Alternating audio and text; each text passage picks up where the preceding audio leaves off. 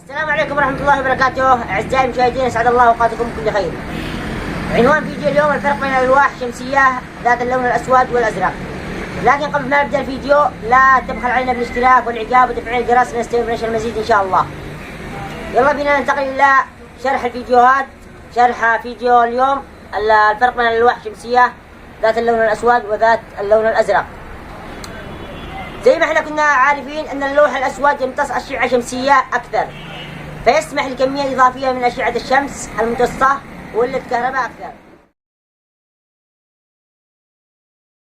في أن الألواح الشمسية تنتج أكبر قدر من الكهرباء في الطقس الشمسي الحار. لما تكون الشمس حار تنتج أكبر قدر ممكن من نزول الألواح، وذلك لازم أن نكون عارفين عندما تبدأ درجة الحرارة في الارتفاع يؤدي في الخلايا الشمسية إنتاج كهربائي في التدهور، وهذا هو الحالة في الألواح الشمسية السوداء. بالإضافة إلى تقنية أن الألواح الجديدة أصبحت تقترب من الألواح ذات اللون الأزرق في ظروف الطقس الحار.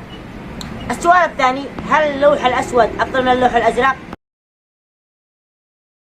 الألواح الشمسية السوداء والزرقاء يتميز اللوح الأسود لأن الخلايا الموجودة فيه أحادية اللون السوداء في نفس اتجاه الألواح السوداء، لذلك يكون أكثر كفاءة في استخدام الطاقة، لكن خلال معظم الظروف الجوية تعتمد على كفاءة درجة الحرارة واتجاه اللوح صناعة الألواح كفاءة الألواح الشمسية.